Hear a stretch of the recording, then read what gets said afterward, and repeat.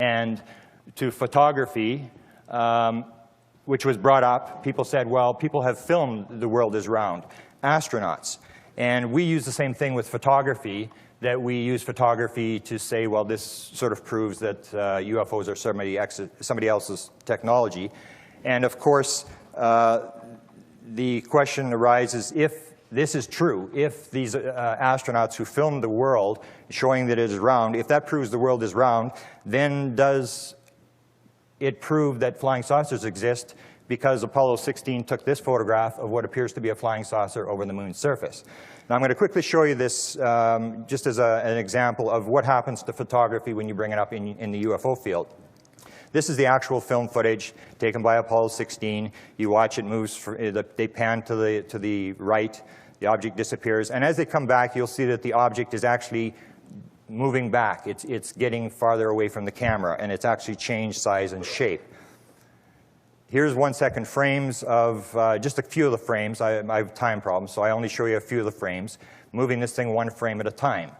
So if the world is round because they photographed it being round, does it prove that flying saucers exist because it appears they photographed flying saucers? Here it is, 10 times the size, blown up, taken by Apollo 16 as they were leaving the moon's surface. And what happens in ufology is it's so easy to play the skeptic game. Skeptics immediately stand up, as NASA has done for this Apollo 16 footage, and has said, well, all it was an EVA floodlight. And this, they say, is an EVA floodlight photographed out the window of Apollo. Here is an EVA floodlight from Apollo 15. It's in the top corner there, you can see it. And they say that this is the same thing as this. Makes no sense, but here's another one from Apollo 15. There's the EVA floodlight in the bottom, and they say that's the same thing as this. And here's another one from Apollo 15 on the bottom right-hand corner there. They say that's the same thing as this. Then here from the same mission, Apollo 16 is an EVA floodlight on the right-hand side, filmed through the window. They say that this is the same thing as this. Here's another one from Apollo 16, the EVA floodlight, and they say it's the same thing as this. Makes absolutely no sense. And all I have to say to this is I may have been born in Canada and I may have been born at night, but it wasn't last night. And yet the film dies. It's like the Mexican film. You take the Mexican film, it looks like this is it, it's going to break the UFO case, and suddenly some clown with a capital C stands up and says it's anything, and the media immediately says, oh, okay, and they print a story that says this is one side says this is the other side says this, and it comes out and everybody believes the skeptic side. Here is the EVA, well, this is the actual film. You can see it's actually changed, it's like it's flying away. So video doesn't really work. You start getting into testimony, and some of the testimony from other Apollo astronauts seem to show that if the fact that they filmed stuff, or that they saw that the world was round and reported this, what about the other stuff they reported? For example, Apollo 15, here's a photograph from Apollo 15, you can see up in the right corner there. Apollo 15 has a number of stories. James Irwin is now on the internet, they have a piece where he talks about UFO sightings on Apollo 15, and we have a story that we haven't released yet because we're afraid of a lawsuit. We have another story on Apollo 15, very dramatic story that was told by one of the astronauts, and we're just working through before we release this thing so we don't end up in trouble.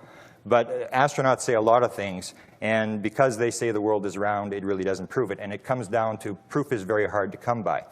So when sightings and photography didn't seem to work, I went on the role of going after government documents and government involvement. And because I'm from Canada, I decided that I would go after the Canadian government documents that had been released by the Canadians. And I came across, this was put on to me by different people, Wilbert B. Smith. Now, some of you may be familiar with this stuff. I spent years researching this guy, probably 20 years researching this guy. I talked to all the people that were around him. He directed what was called Project Magnet in Canada. He dealt with Vannevar Bush, the guy that was rumored to have run the US UFO program. He dealt with the Canadian Prime Minister on the subject of flying saucers, and he also set up the Flying Saucer Observatory. Now, Smith's role in this whole thing, if you hear the Canadian government, they've sort of gone to sleep after this project ended in 1954. They sort of went to sleep and have allowed the Americans to run the UFO program. They're not really that involved. They've made a few comments on Wilbur Smith many years ago. They don't comment on him anymore. And they basically said it was a part-time project that he did on his own.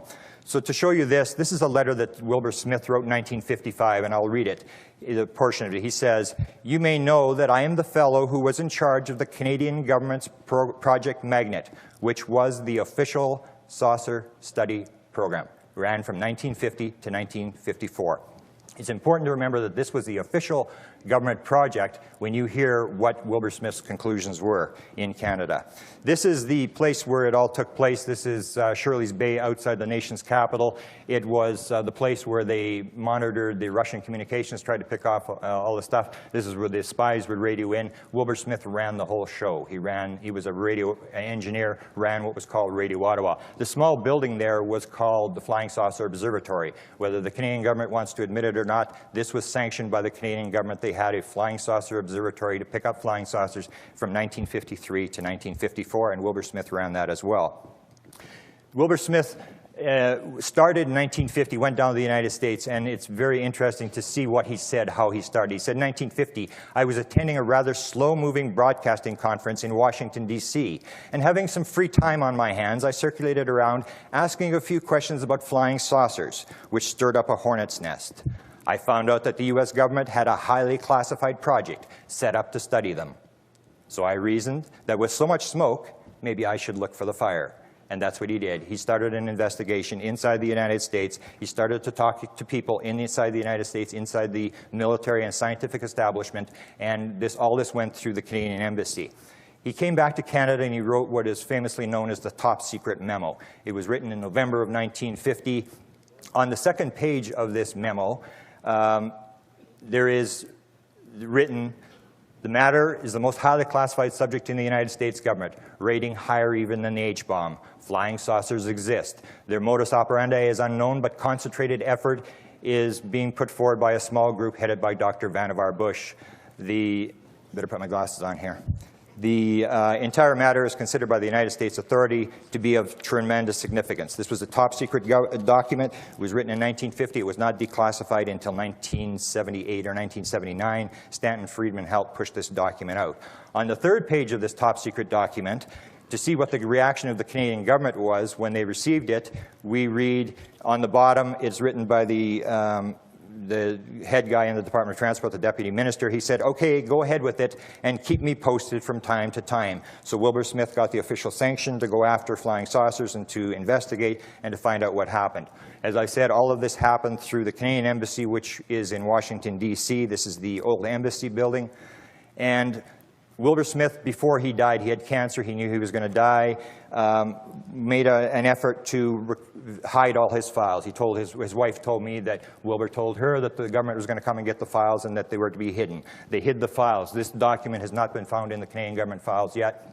It is an embassy document out of the Canadian Embassy, and in that document it's correspondence between Wilbur Smith and the Canadian Embassy in Washington, talking about the situation in Washington, D.C. And on this one document written by a high-ranking official in the Canadian Embassy, he writes, the official position is still that nobody knows anything here much at all. We are, of course, keeping our ears and eyes open.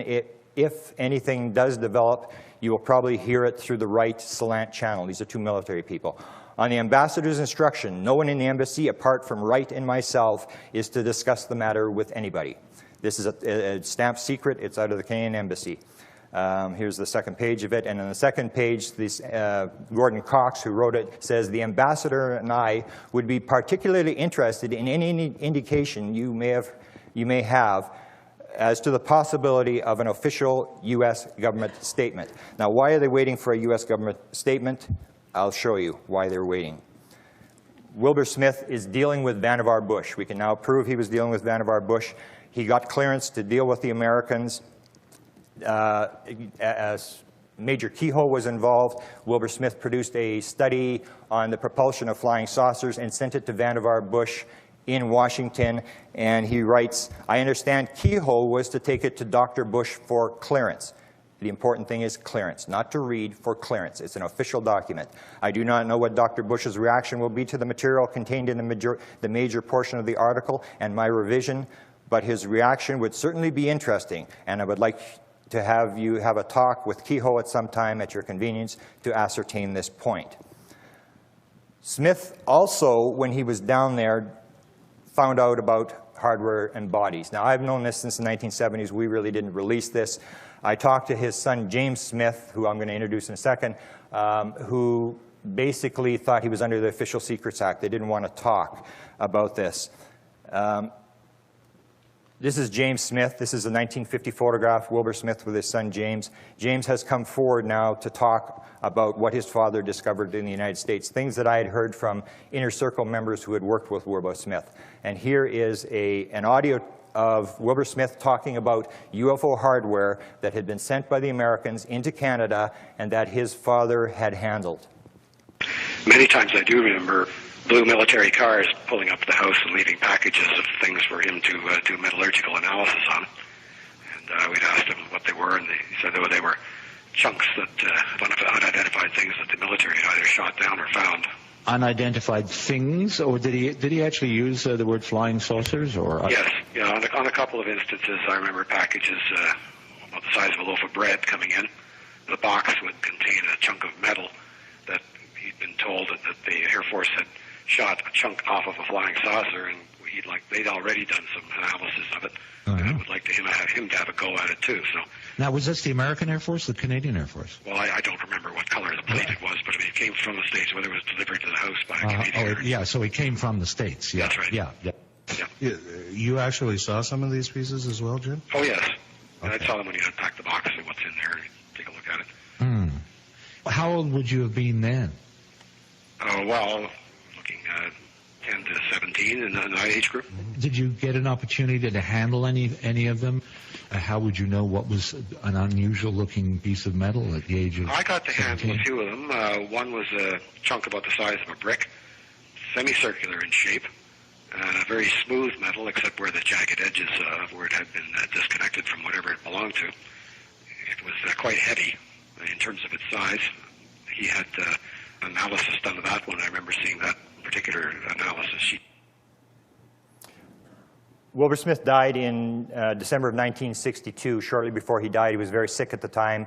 He took time to meet with Bob Grove, who was out of the Cleveland Ufology Project. Bob Grove came back, made an audio tape. This is an excerpt from this audio tape made July the 8th, 1962, and Bob Grove talks about what Wilbur Smith told him about handling UFO hardware. During the actual operation, however, of this, when Mr. Smith was on his feet, he was constantly visited by both Canadian government officials as well as American government officials. These were, of course, upper echelon people with attaché cases that were chained and locked to their wrists to make sure, of course, that none of the information was dropped or left behind in a station, a bus station or something. And so he had a number of these visits. They had samples they wanted him to analyze of hardware, that is actually metal that had been found. According to Mr. Smith, the United States military intelligence has tons of hardware. They had readily admitted to this upon interview by Mr. Smith during the time he was director of this research project in Canada, and they have much film. Carol Halford Watkins was a member of the Inner Circle. There was 5 Inner Circle members, very close people who secretly worked with Wilbur Smith. They were from the Defense and Air Force and stuff, and they secretly worked with him on the side. She was the wife of, her husband was an Air Force officer, I believe.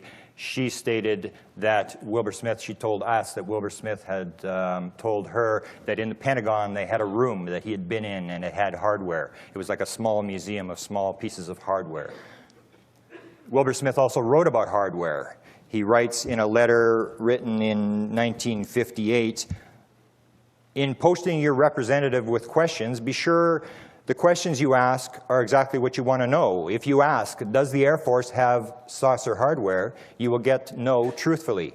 The hardware is not held by the Air Force." to another member of the Cleveland Ufology Project who was asking him about a piece in 1952 that Wilbur Smith had handled, that Wilbur Smith was told had been shot off a flying saucer. He says, "You seem to be most interested in the UFO hardware.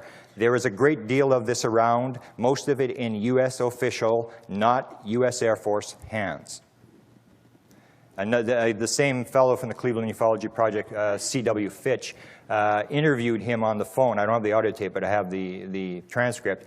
And he's talking about this 52 piece, and he's trying to find out where Wilbur Smith sent it back. He said, "You said that you had to return the piece of hardware. Did you return it to the Air Force, Mr. Smith?" And Smith says, "Not the Air Force, much higher than that."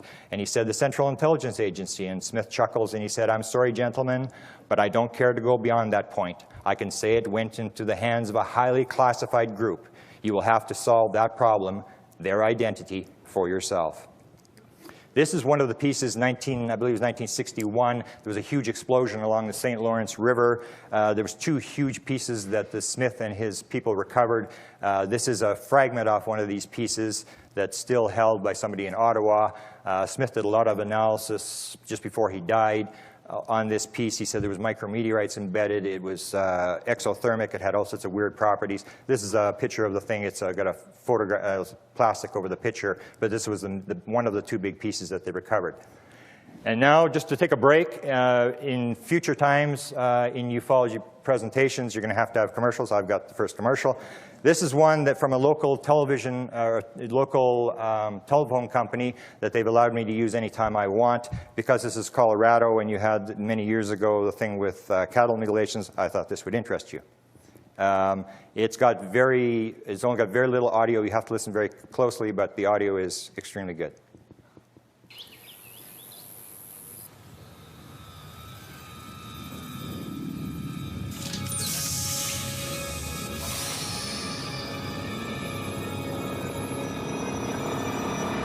Bigger special effects, faster. That can't be good. DSL high-speed internet service from MTS gives you the speed to watch movie trailers faster. Get your first 6 months for $24.95 a month. It's just one of the many services from MTS. There's one more. I never get picked for anything.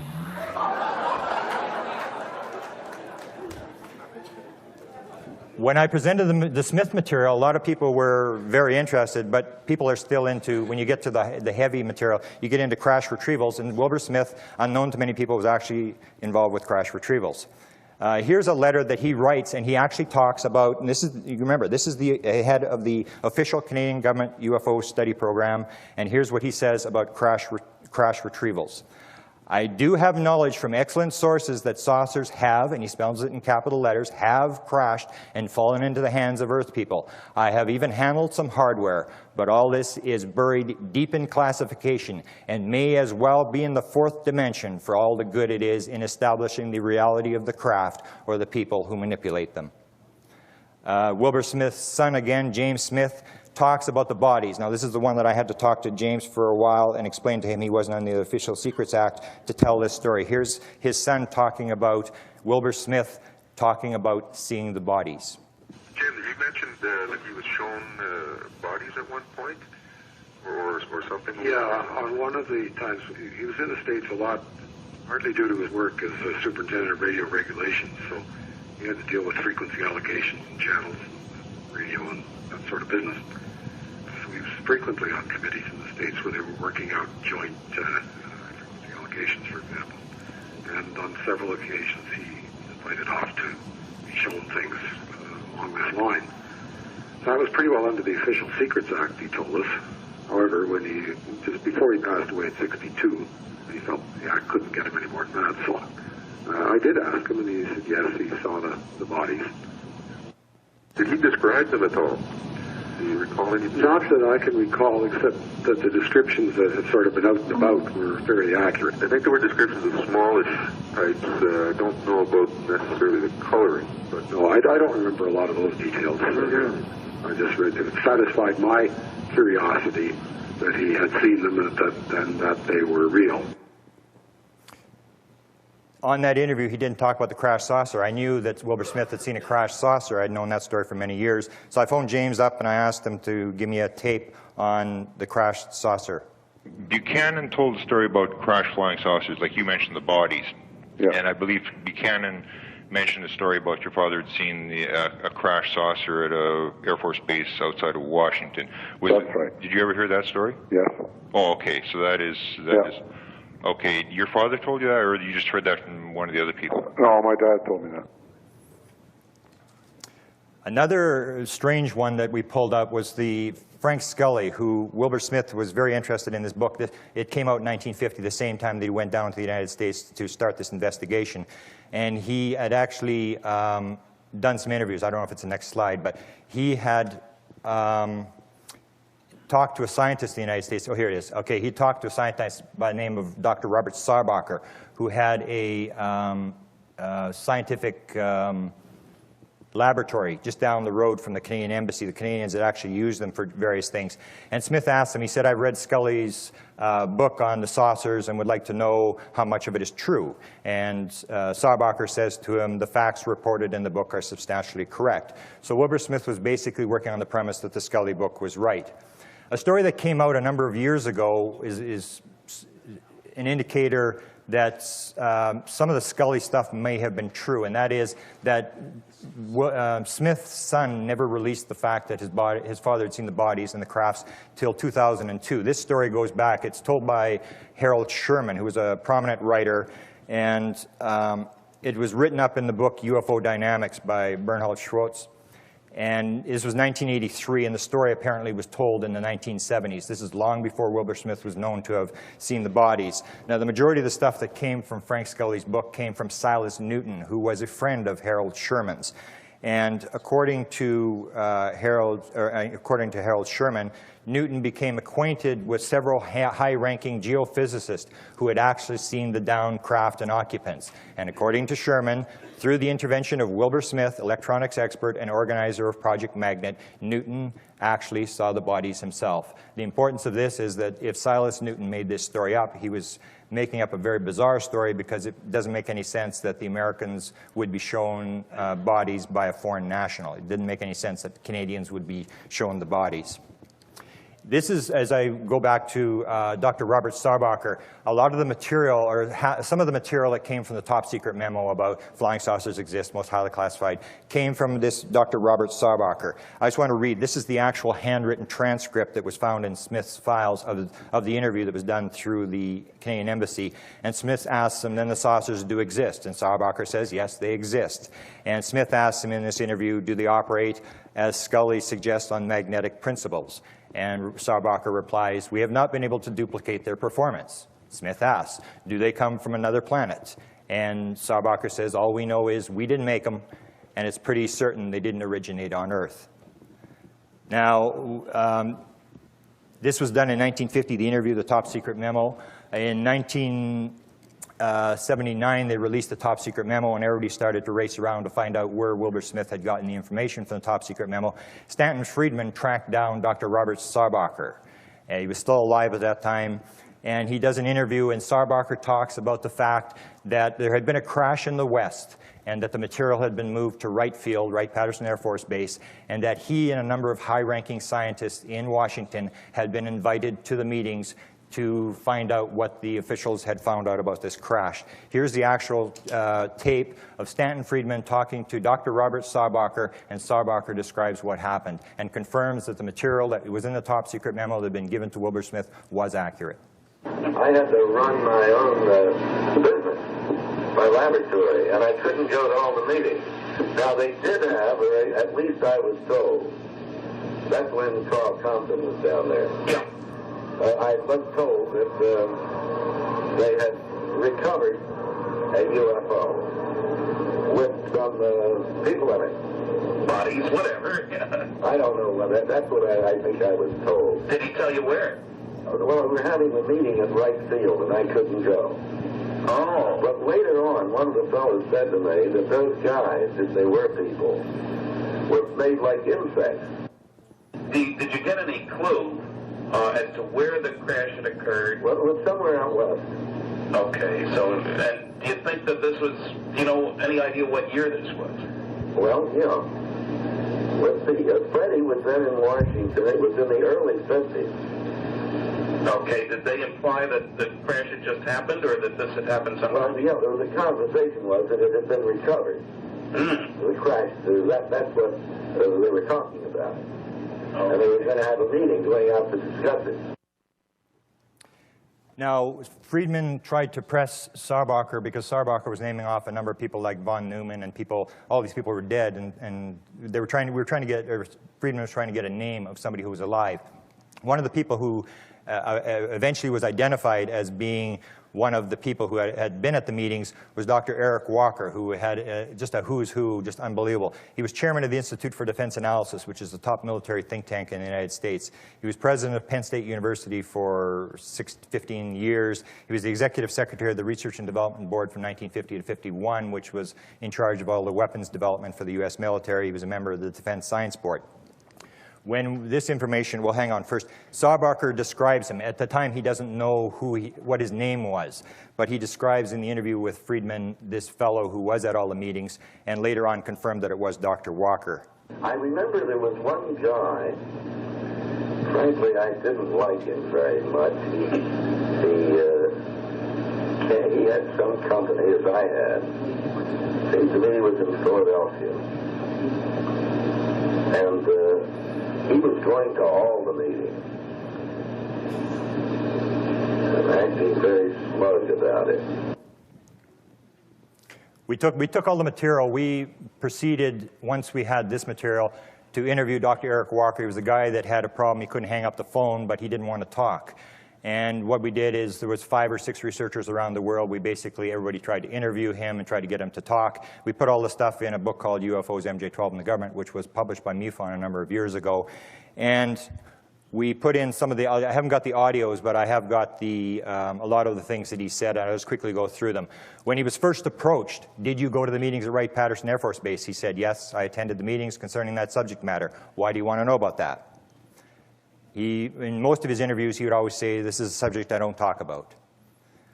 He told us numerous times, various researchers told us, you are delving into an area that you can do absolutely nothing about. So why get involved with it or concerned about it? Why don't you just leave it alone and drop it? Forget about it.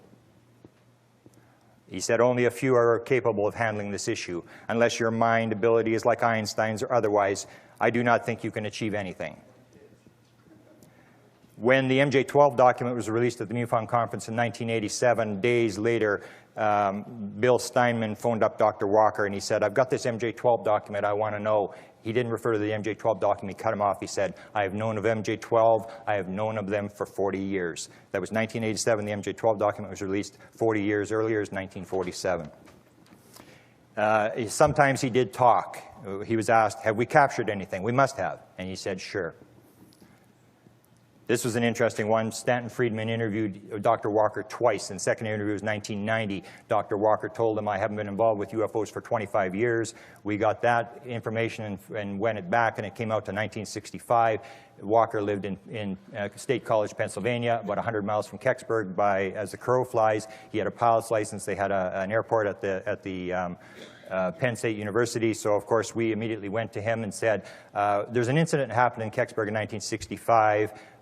Were you there? We didn't even have to tell him that it involved a UFO crash. He said, well, we went there. There were 2 from the military, but not on duty. When we asked him what it was, he said, I can't talk about it. His son has now entered the picture. We were looking for a UFO file. We knew he had a UFO file. He was keeping it on us, on the various people. So we were looking for this UFO file. And his son has now confirmed there was a UFO file. This is what a researcher from Canada wrote me as to what Dr. Walker's son, who's a medical doctor, told him. He, Brian Walker, saw a file that contained a number of official government documents, but he claimed he did not read them. He recalls that there were drawings, but he did not mention of what, discs, bodies, etc. He claimed that the file contained information on an event in Pennsylvania and one in the southwestern United States. He does not recall seeing any mention of other persons. He thinks his father destroyed it before his death, as it was never located afterwards. I was at Penn State 3 times. I could never find it. Expert witness testimony, when the Walker story sort of fell apart and it really didn't go anywhere, I started to go towards expert witness testimony, trying to elevate the type of evidence that would take to win the chess game. a number of executions. We have to execute somebody almost every day in the United States. And in almost all executions, it's witness testimony that puts the person to death. And expert witness testimony is even better material, because the higher the level of the witness, the more it's believed by a jury. If I were to call witnesses, these are some of the witnesses I would call. The first I would call is Danny Sheehan, who worked on the Pentagon Papers defending the New York Times. He worked on the Silkwood case, which shut down the nuclear industry. He worked on 3 Mile Island. He defended John Mack. He was one of the people who exposed Oliver North in the Iran-Contra affair. He studied under Kissinger. He ran the Christic Institute. He's got an incredible background. He tells a story that he worked on 2 studies that were done for President Jimmy Carter. One was on extraterrestrial intelligence, one was on UFOs. He tells a story that Marcia Smith, who is still in the government, she's still working for the Congressional Research Service, commissioned him to work on these studies, and that he said in order to do this, he would have to see the classified Blue Book files. Here's Danny Sheehan talking about what he saw in this building, which is the Madison Building. It's one of the 3 buildings of the Library of Congress. Back in 1977, when I was asked to participate as a special consultant to the Library of Congress research group analysis for President Carter, I was given access to the Project Blue Book files, the classified sections of them, during the preparation for a seminar which I was asked to present to the top 50 scientists at the Jet Propulsion Laboratory in California in the SETI program. And in that context, I was allowed to review the classified sections of the Blue Book project. And in that section, I came across absolutely clear pictures, photographs of a UFO that was on the ground. It had apparently crashed. It was stuck in the side of an embankment. There was snow all around in the photographs, and there were United States Air Force personnel in the photographs measuring this particular craft, taking photographs of it. You could see them in the number of these photographs, and then there were actually close-up photos from different perspectives of the vehicle, and they actually had insignia on the side of the vehicle that they had taken some close-up pictures of. And so, I mean, when I saw this, in the context where I'd been allowed into this room downstairs in the new building of the Library of Congress, it hadn't even been opened yet. This was a brand new building. They had a big special room downstairs. There were Air Force guards at the doors. When I actually saw these photographs in the files, I said, well, look, now that I've seen this, and I know that the United States Air Force has these photographs, that they've got this vehicle, they've obviously got it. Here are the photographs. Of the 2 studies, when I interviewed Danny Sheehan, he talked about the 2 studies that were produced. He saw them before they went to the House of Representatives. In the one study, which was the extraterrestrial intelligence study, Danny Sheehan mentioned this as being in the study that went to Jimmy Carter. She went forward and supervised 2 of the final studies. The first study reached the conclusion, and this is an official United States government Congressional Research Service report that was prepared by the Congressional Research Service Science and Technology Division and sent to the Science and Technology Committee of the House of Representatives, who in turn sent it to the President. And in this report, they concluded that there were from 2 to 6, at least from 2 to 6, highly technological, intelligent civilizations other than that on our planet here in our galaxy. The second study was the UFO study, and in that study, Sheehan refers to a technological conclusion that was in their report. And secondly, they prepared a full report on the UFO phenomenon and actually had diagrams of all of the different shaped UFO craft that were there, and in fact projected that it appeared to be that in a certain number of cases, and they indicated that from 5 to 6% of these cases of these sightings, that there was absolutely no other rational explanation for these phenomena, given the caliber of the witnesses, the caliber of the corroboration of the sightings, to lead to any conclusion other than the fact that they appeared to be coming from one or more of these 2 to 6 extraterrestrial civilizations in our galaxy. As a sidelight to this, when I presented this material at the X conference, I was approached by a congressional staffer who was absolutely horrified that she did not know that these congressional research reports had been put out. And I said, well, Danny Sheehan said he'll testify in front of Congress. He'll talk to anybody in Congress. He will swear under oath that these events occurred. Marcia Smith is still there. She said, well, I'm going to get to the bottom of it. And if I don't get to the bottom of it, I'm going to my congressman. He'll defend me. And I'm going to get to the bottom of this. 2 weeks later, she was telling me how busy she was and how her phone was tapped and how she couldn't help me. It is a tough thing to break through. This is a case where the witnesses are all still there. The people are still in the government. Everything is together. And I just can't believe that we can't get to the bottom of this story. The witness I would call is in connection with the Jackie Gleason story. This is a story that occurred in connection with President Nixon. Gleason had spoken to a number of presidents on UFOs. I believe he said 3 presidents on UFOs. Was terribly interested in the paranormal phenomena. He lived just outside of Miami on a golf course, and that was very near the White House, or the Southern White House, which Nixon had at Key Biscayne, Florida. They were very good friends. They would golf together. He was a contributor. He was a Republican, contributed to the Nixon's campaigns. Here's the 2 of them together at Jackie Gleason's golf course in 1973. 1973 is also significant because this is the story that was told by Beverly McKittrick, who is now going under the name of Beverly Gleason, who told the story that one night Jackie Gleason had come home and had told her that he had gotten access to dead alien bodies at Homestead Air Force Base, and that access had been given to him by his friend, President Richard Nixon. The significant thing of this is that Nixon spent 293 days at the Key Biscayne compound, and he made 92 trips there. Every trip from, I guess, Andrews Air Force Base, he would fly to Homestead. He landed at Homestead every single time, would fly by helicopter from Homestead to the compound. So he would have known the base like the back of his hand. The story was written up by Beverly McKittrick in 1983 in the National Enquirer. She puts the whole story in there. The significant part about this is she's still around. Researcher David Rudiak and I tracked her down, and Kenny Young, a researcher, has interviewed her in the last year twice. She's maintaining the story. This happened. This whole story about the bodies is, as far as she's concerned, true. The other witness I would call would be Shirley MacLaine.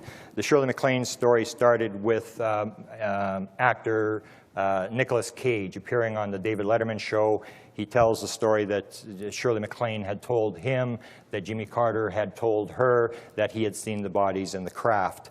It's a story apparently he's still standing by. And Shirley MacLaine appears on the Larry King show 2 weeks later, and she is approached, or a phone call comes in from researcher Art Greenfield out of Florida, and he asks her the question, and here's the actual audio tape of what Shirley MacLaine says. Good evening, Larry and Shirley. Hi. About 2 weeks ago, Nicolas Cage was on the Letterman show and said that Shirley had told him that President Carter had told her he had seen recovered alien spacecraft and aliens in the hangar.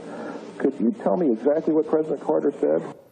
He didn't tell me that, but he told me many times that when I first rode out on a limb, that he would support me, that it was true, that there were occupants. Why should we be the only people in the universe? He wanted to shine the sunshine laws on intelligence, to expose it, to see how the people would react, but he didn't and wouldn't and couldn't, as he explained to me.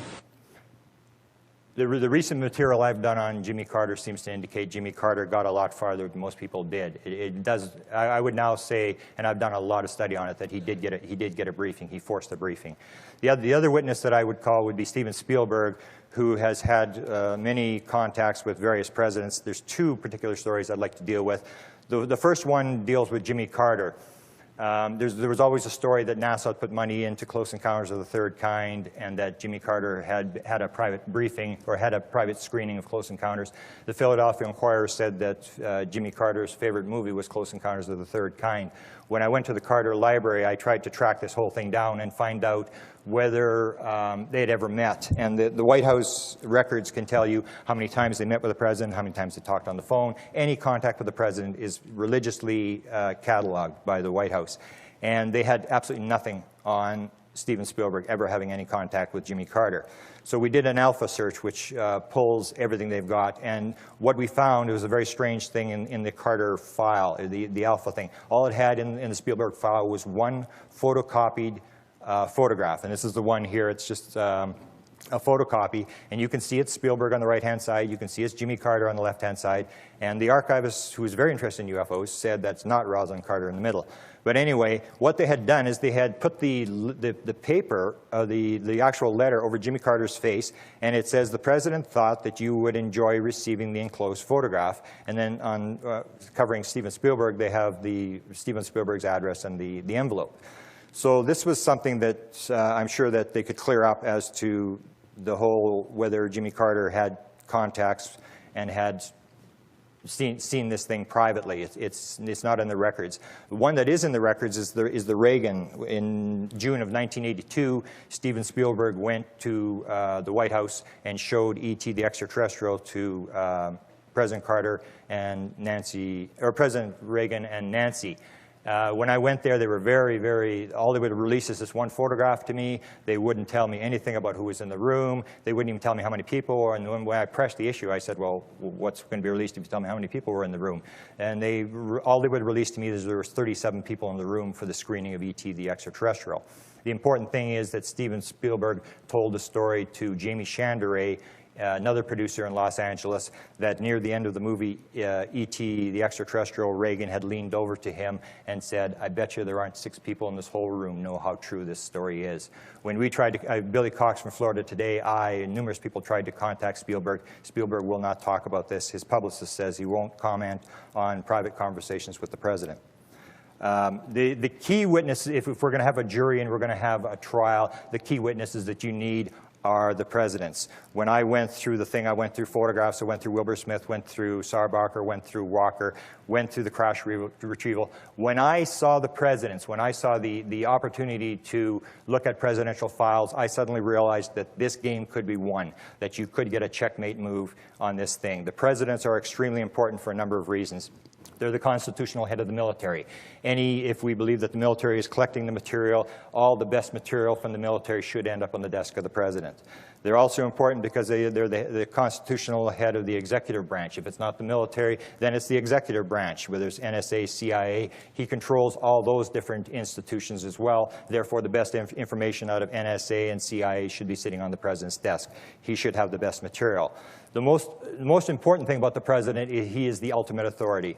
He is the person that if he says UFOs are somebody else's technology, it's over.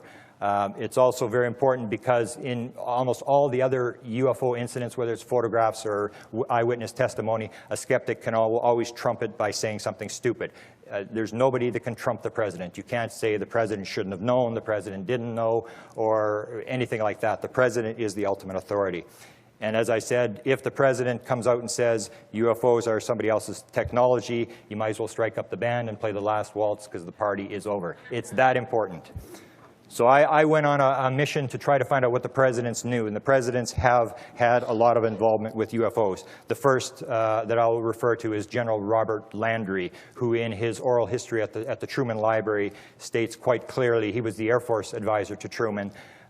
He stated quite clearly that he had briefed the president every 3 months from February of 1948 until the president left office in January 1953 on UFOs, but he did it orally, so there's no record.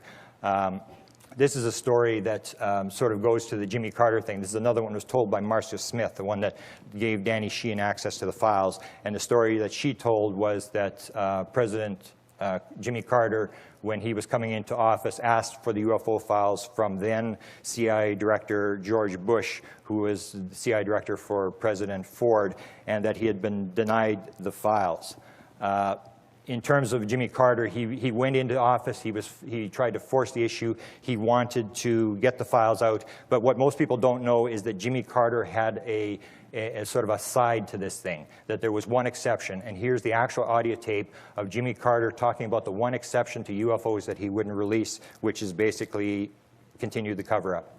I don't see any reason to keep information like that secret, but there may be some aspects of the UFO information that, with which I'm not familiar, that might be related to some secret experiments that we were doing that might involve our national security or new weapon systems. I certainly wouldn't release that. But if it was something removed from our national security, you know, in my opinion as president, I would go ahead and release it. I see nothing wrong with that. I've worked a lot on the Clinton presidency. I filed a Freedom of Information request, got 1,000 pages, which detailed the Rockefeller Initiative, all this sort of stuff. Collected a lot of material. I sort of think now he knew a little bit more than he's letting on. Both he and Hillary were extremely interested in the phenomenon. Hillary was really interested, had actually indirectly contacted 2 UFO researchers to get material. One of the stories I want to bring up here is the story of Sarah McClendon, who unfortunately is now dead and can't really testify, but it's a story that Stephen Greer tells about her approaching Clinton, because she didn't care what she asked. She asked Clinton about the UFO thing, and here was the response, according to Stephen Greer, of what President Carter told Sarah McClendon, who was one of the top White House reporters. Bill Clinton leaned over and told Sarah McClendon, who hosted us at the National Press Club on May 9th, this is a story I haven't told, but I'm going to tell you now. She told me this. Bill Clinton leaned over to her and said, well, she brought this issue up to Bill Clinton. I says, why don't you do something about what Dr. Greer and this group's trying to do? And he bent over and he said, Sarah, there's a secret government within the government, and I don't control it. I've spent a lot of time trying to get one particular question to the people in power, and this is the top people, the people who you can't trump. The skeptics won't be able to counter. One of the people that I did actually get in contact with was Dick Cheney, who some people figure is running the country, Chief of Staff for Ford, Secretary of Defense for Bush, Vice President under the President Bush, very powerful guy in the military establishment, knows what's going on, and he's so important that I have a UFO Most Wanted, and I have him as the king of clubs. I have lots of them, but here is my actual question to him on the Diana Rehm show, which is out of Washington, D.C., and I guess he was caught off guard. He probably never had a UFO question before. He actually makes a mistake. Listen very carefully. Here's myself asking him, and he's speaking from the White House, and I think it was the last time he ever went on a radio talk show. Good morning. Mr. Cheney, I have a question. Since the statement made by George Bush last July, there's been a vicious rumor circulating in the UFO community that you've been read into the UFO program. So my question to you is, in any of your government jobs, have you ever been briefed on the subject of UFOs? And if you have, when was it and what were you told? Well, if I had been briefed on that, I'm sure it was probably classified and I couldn't talk about it. Is there investigation going on within this administration, Mr. Vice President, as to UFOs? I have not come across the subject since I've been back in government, well, I guess since January 20th. All right. I've been in a lot of meetings, but I don't recall one on UFOs. Okay, let's go. Okay, you can see he said it was classified. If it's classified, there's documents. If there's documents, they haven't let them out. And okay, if there's documents, they haven't let them out. And if they haven't let them out, there's a cover-up. I was very surprised he said it was probably classified. This is a story that when I got into this thing, somebody came to help me. Now, because I can't tell you who made the phone calls and which presidents were talked to, just consider it a rumor in the UFO community, but I can assure you this happened. 2 presidents were contacted off the record, and basically they were asked the question about, is this somebody else's technology? There's an old story that if it walks like a duck, waddles like a duck, quacks like a duck, and has sex with other ducks, chances are it's a duck. I can tell you the questions were asked, and I can tell you what the president said. It's a duck. There was no denial. They said at no time would they ever release the fact that they were briefed. So to me, there's a possibility that there's only one more move in the chess game, and that is that the president is approached and is asked the ultimate question: were you briefed? You can talk to Jimmy Carter. Jimmy Carter will talk about the interest he has in UFOs, that he had a sighting, all this sort of stuff. I don't care about the sighting. I don't care what you think about it. I just want to know one question. Did someone from the NSA, someone official, walk into your office and brief you on the subject of UFOs? Did you sign off on it? If some president stands up, and if they are approached, if they lie, we're finished. I mean, you can't believe anything then if he will lie. But basically it comes down to, if the president says, yes, he was briefed, as far as I'm concerned, the press, the public will start to pay attention. Because as far as I'm concerned, you don't go in and brief the most powerful man in the world on a subject that doesn't exist. Thank you very much.